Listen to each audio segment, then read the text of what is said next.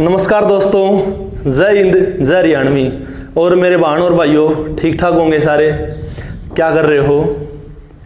कैसा जा रहा है लॉकडाउन? और जैसा कि वादा किया था कि एनसीईआरटी की साइंस करवाई जाएगी, तो दो तीन चीज़ों का ध्यान रखना है। एक तो दिल थाम के बैठो, इंटरनेट का पैक करवा लो, ईयरफोन ले आओ और एक नोटबुक ले आओ। और सबसे जो इम्पोर्टेंट चीज़ है वो साइंस की एनसीईआरटी की आप किताब लेके आओ। देखो, मैं सिर्फ तरीका बताऊंगा कि एनसीईआरटी को पढ़ना कैसे है। हाँ, एक्सप्लेन करूंगा काफ़ी हद तक, लेकिन आपको खुद भी पढ़ना पड़ेगा। आप खुद पढ़ोगे तो आपको ये लगेगा कि खुद पढ़ने जैसा दुनिया में कोई और जादू नहीं है। खुद पढ़ना अपने आप में, जो सेल्फ स्टडी है, वो अपने आप में एक जादू है। ठीक है, तो आपको ये किताब लेके आनी है एनसीईआरटी की। मेरे पास तो बहुत 8-7 साल पुरानी है, जो मैं जब 9th में था तब की है। कभी भी किताबों को बेचा मत करो, किसी को दिया मत करो।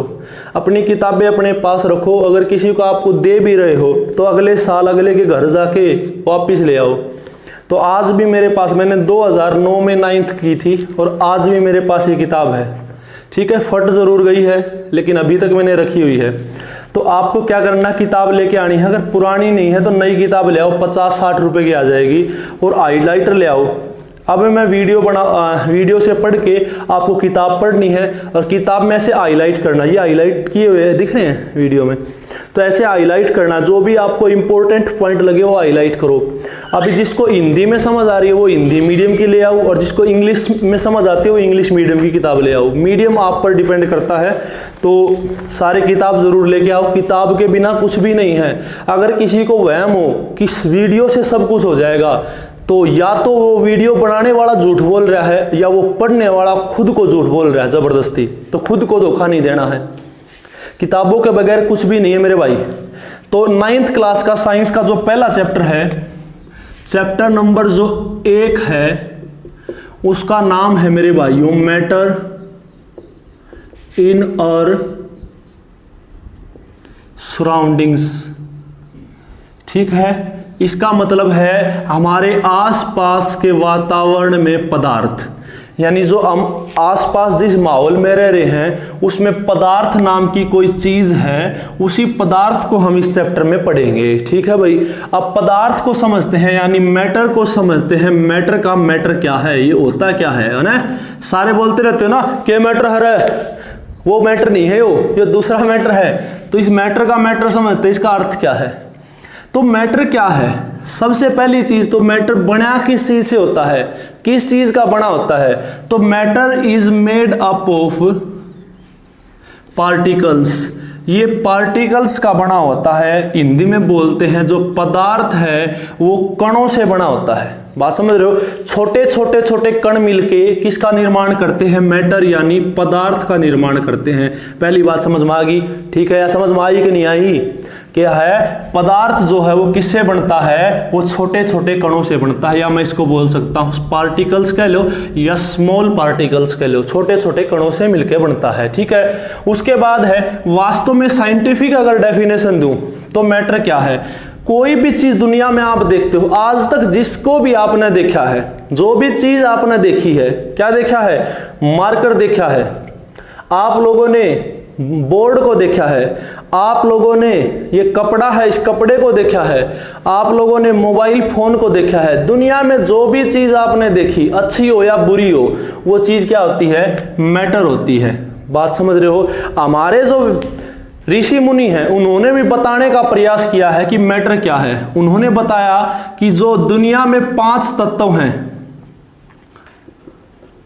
वही क्या है? मैटर है। जैसे आपने पढ़ा है, आग है, हवा है, जल है, वायु है और भूमि। ये 5 तत्व है। इन्हीं 5 तत्वों से हमारा शरीर बना है। ऋषि मुनि मानते थे इन्हीं 5 तत्वों से पूर्ण ब्रह्मांड का निर्माण हुआ है, और इसी को पदार्थ यानी मैटर कहते हैं। लेकिन हम बात करेंगे साइंस की, तो साइंटिस्ट्स ने माना है कि पूरा संसार जिस भी चीज से बना है उस चीज को मैटर यानी पदार्थ कहते हैं। अब समझते हैं मैटर वास्तव में क्या है।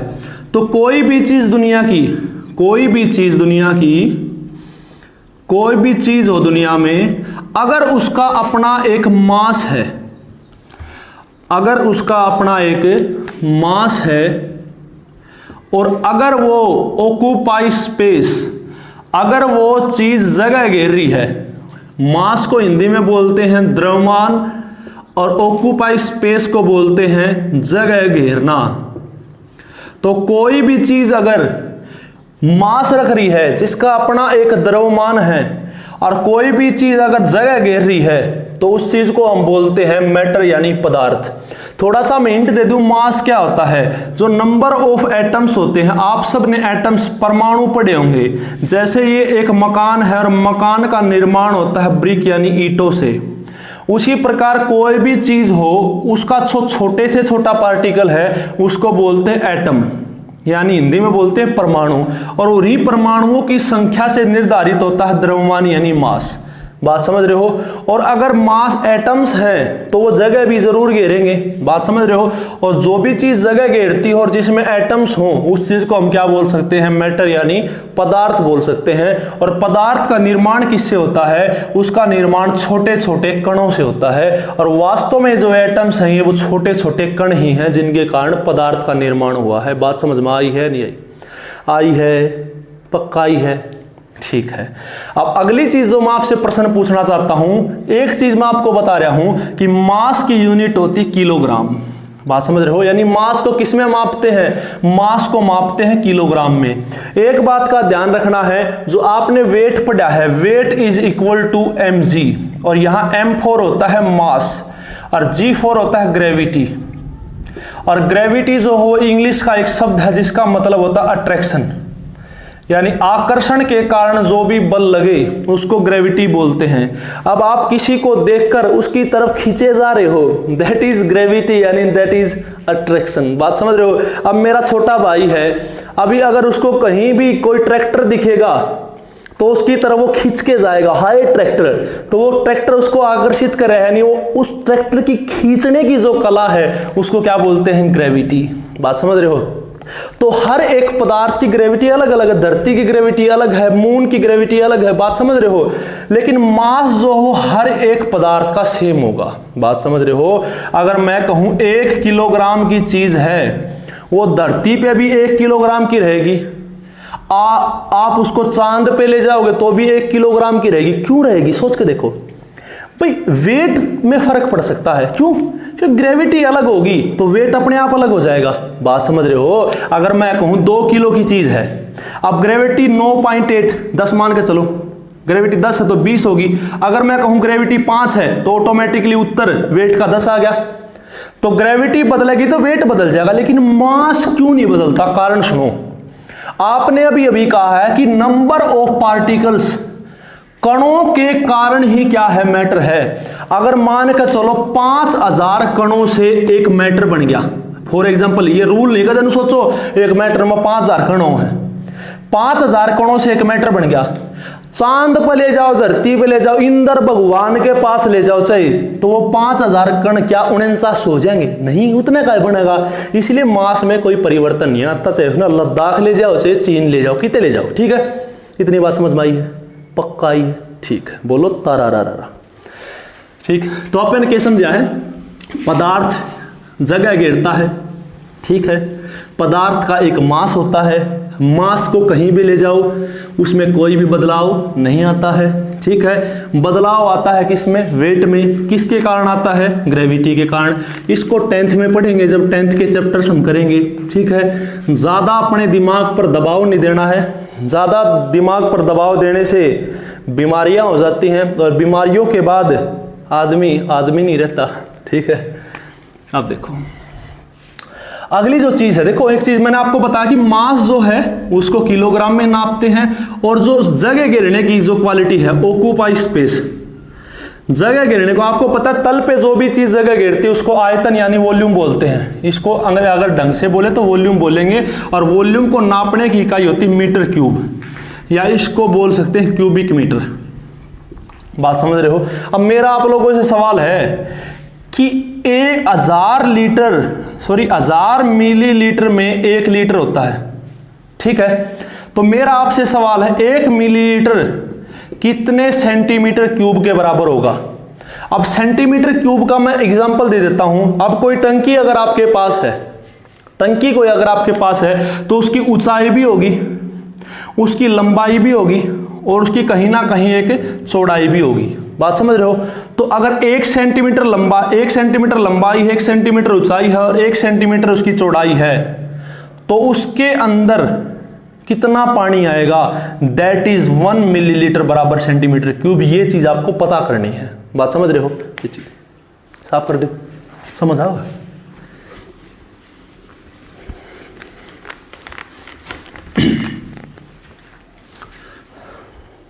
थारा भी समझ में आओगे? कमेंट करके जरूर बताना समझ में आओगे नहीं आंदा। गाड़ देने का जिक्र तो गाड़ दे लिया करो, मैं डिलीट कर दूंगा ना पढ़ के, ठीक है?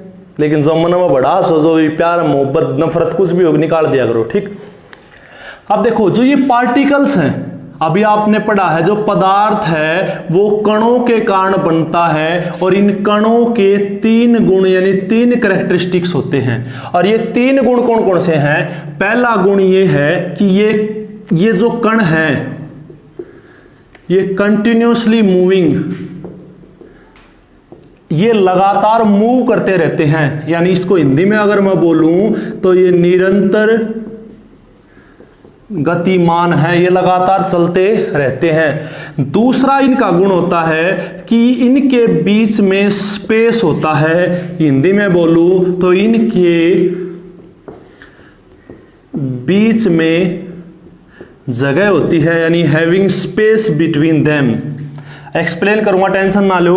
तीसरा जो इनका गुण होता है वो होता है ये जो कण हैं अट्रैक्ट ईच अदर, ये जो पार्टिकल्स हैं एक दूसरे को अट्रैक्ट यानी आकर्षित करते हैं।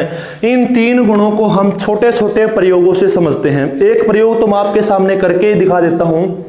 देखो मेरे भाइयों, ये पानी का गिलास है, आप लोगों के सामने इसको आधा भरा गया है। अभी मैं निशान लगा देता हूं इसको कहां तक भरा है।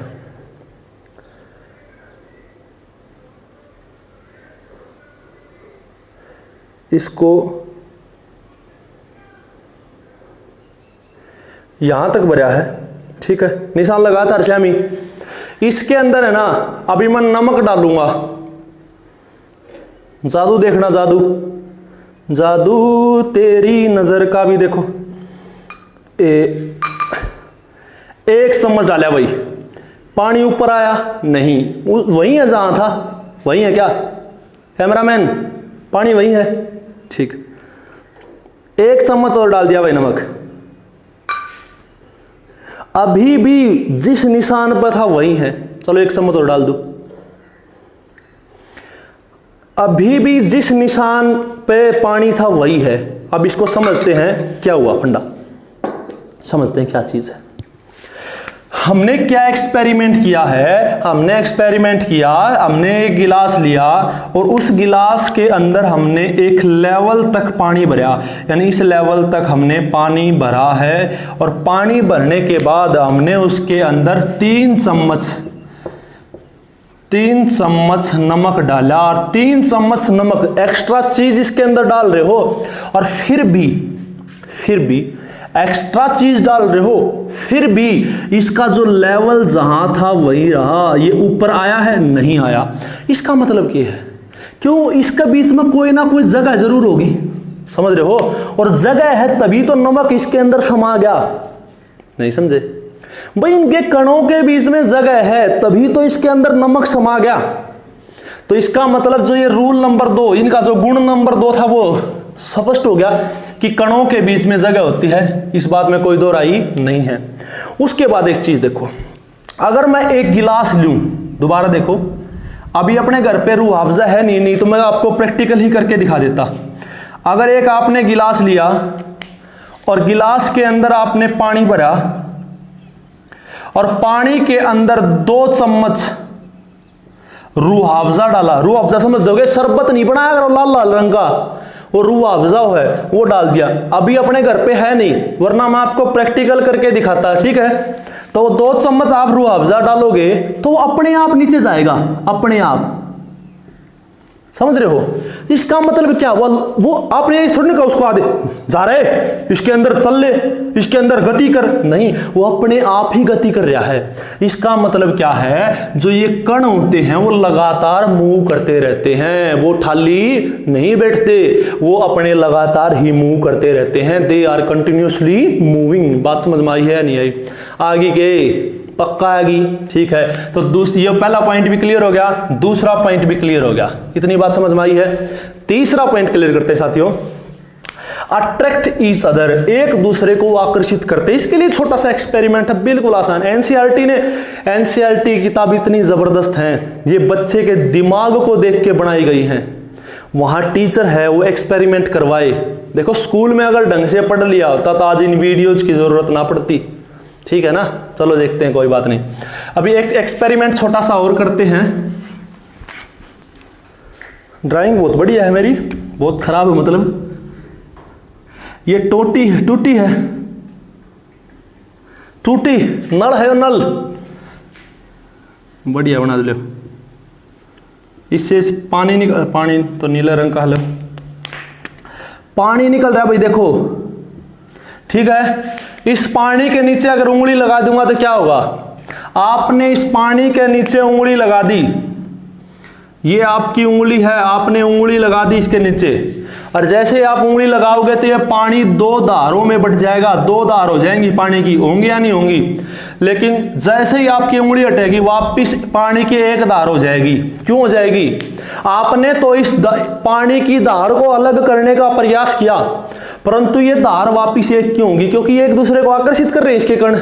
बात कंप्लीट, वही बात थी। तो तीन गुण होते हैं इनके कणों के। पदार्थ किससे बना है? पदार्थ बना है कणों से, यानी पार्टिकल्स से। पार्टिकल्स के तीन गुण फिजिकल तौर पे, भौतिक तौर पे तीन गुण होते हैं, केमिकल तौर के गुण बाद में पढ़ेंगे। तो भौतिक तौर यानी फिजिकल तौर पर तीन गुण होते हैं। पहला क्या है? वो कण लगातार गति करते रहते हैं, ये बात मैंने आपके साबित करी आपके सामने। दूसरी बात है स्पेस बिटवीन देम, उनके बीच में जगह होती है, ये बात भी मैंने आपके बीच में साबित की है। तीसरी चीज है अट्रैक्ट ईच अदर, वो जो कण है इस एक्सपेरिमेंट से हमने समझा है कि वो एक दूसरे को आकर्षित करते हैं। देखो घर पे जाके करना एक्सपेरिमेंट, अगर वीडियो में मैं इस चीज को इन्वॉल्व करूंगा तो वीडियो बहुत ज्यादा लंबी खिंच जाएगी और आप खुद अपने आप में गाली देने लगोगे, ठीक है जी। इतनी बात समझ में आई है पक्का? अभी जो बेसिक सी बातें और समझते हैं।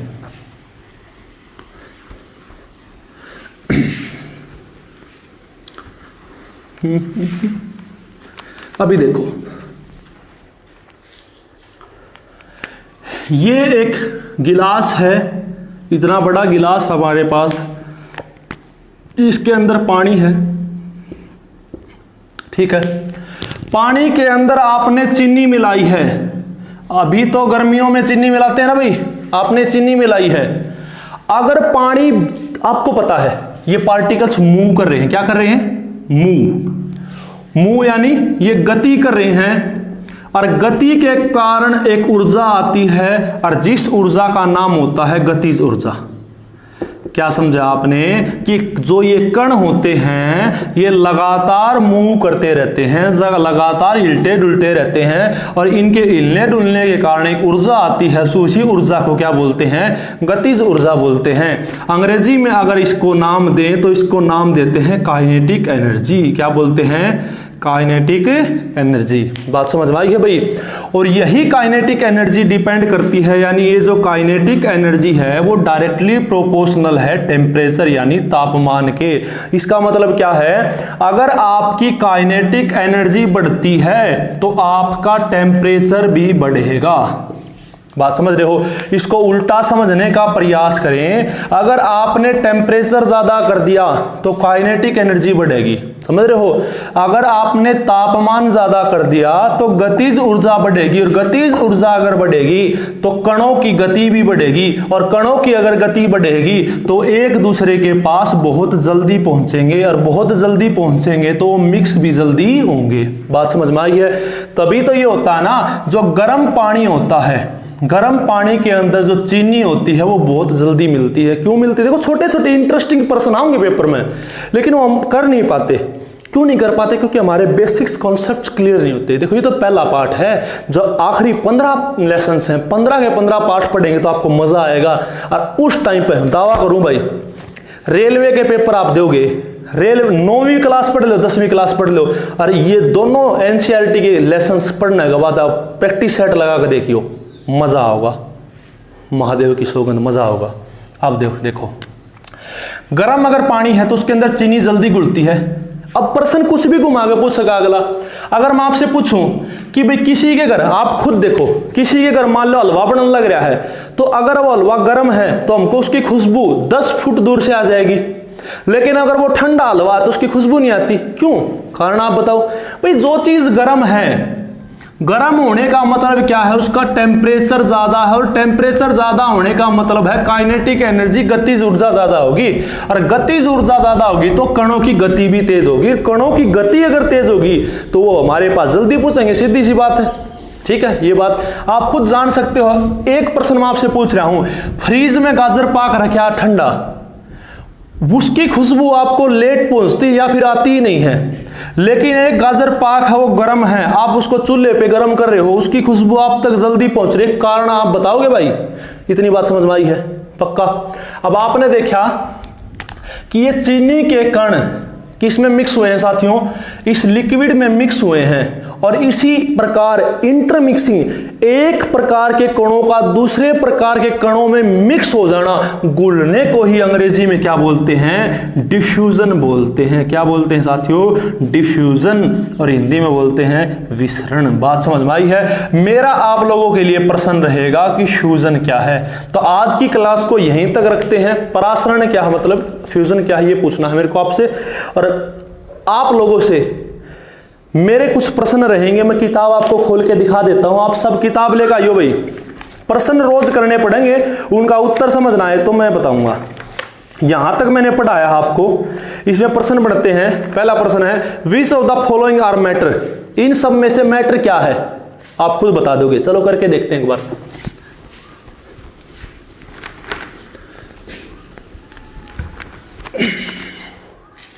देखो पहला,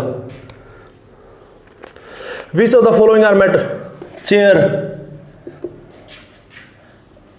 air, love, smell, hate, almonds,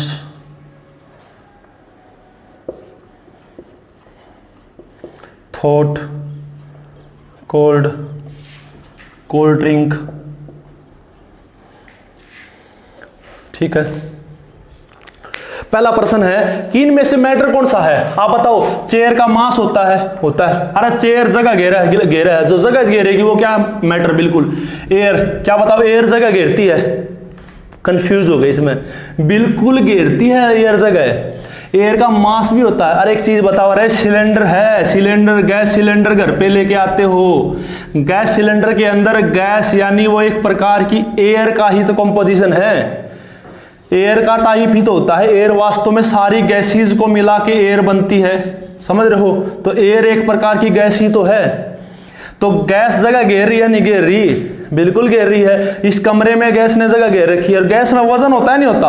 आप कहते हो 32.5 किलो का सिलेंडर तोल के लाऊंगा, अगर इससे कम होगा तो लेके नहीं आऊंगा। इसका मतलब इसके अंदर मास भी है, ये जगह भी घेरी, तो ये भी पदार्थ होगा। लव, प्यार जगह घेरा है, सारी जिंदगी बर्बाद कर दी इसने, जगह घेर रखी है। वो सिर्फ कविताओं शायरियों में जगह घेर रखी है, वास्तव में ये जगह नहीं घेरता, और ना ही इसका कोई मास, इसीलिए पदार्थ नहीं है। स्मेल भी पदार्थ नहीं। एट, नफरत क्या कोई पदार्थ है? नहीं है। बादाम, आमंड्स जो होते हैं, बादाम, बादाम बोझो बादामा में, अरे मास हो गए, बिल्कुल होता है। किलो में लेकर आओ, कौन लेकर आंदे? जो चीज किलोग्राम में आप नाप के लेके आ रहे, सॉरी तोल के लेके आ रहे हो, समझ लो मास है उसका। ठीक है, लेके आ रहे हो, बिल्कुल। थॉट, विचार, क्या विचार को किलोग्राम में नाप सकते हो? तोल सकोगे? 2 किलो विचार आ रहे दिमाग में, नहीं कह सकते, मतलब ये भी नहीं है। कोल्ड, क्या ठंड जो है, ठंड न कह सको, आज तो 5 किलो ठंड पड़ा है, कह सको? नहीं कह सकते, नहीं है। कोल्ड ड्रिंक, बिल्कुल। क्या कोल्ड ड्रिंक जगह घेरती है? बिल्कुल घेरती जी। कोल्ड ड्रिंक की एक शीशी आ, उसमें जगह घेरे, बिल्कुल है कोल्ड ड्रिंक। ठीक है, ये है। तो ये प्रश्न करने हैं, मजेदार चीजें हैं, बहुत मजेदार एनसीईआरटी यार, इतना मजा आता है एनसीईआरटी को पढ़ने में। दूसरा प्रश्न है, give the reasons for the following observation. ये तो मैंने करवा दिया। The smell of hot sizzling food reaches you several meters away, but to get the smell from cold food you have to go close। क्या क्या रखा है कि दो भोजन है, एक भोजन ये है और एक भोजन ये है। ये जो भोजन है ये हॉट है यानी ये भोजन गर्म है, और ये जो भोजन है ये कोल्ड यानी ठंडा है। इसकी खुशबू आपको दूर से आ जाएगी, लेकिन इसकी खुशबू लेने के लिए आपको पास जाना पड़ेगा, इसका कारण बताना है। और इसका कारण मैं पहले ही बता चुका हूं, और आप नहीं समझ में आया तो वीडियो दोबारा देख लो। उसके बाद है what are the characteristics of the particles of a matter. आपने पढ़ा है जो मैटर है वो बना किससे है, वो कणों से बना है, यानी पार्टिकल्स से बना है। और कणों के गुण जो होते हैं वो दो प्रकार के होते हैं, एक तो होते हैं फिजिकल और एक होते हैं केमिकल।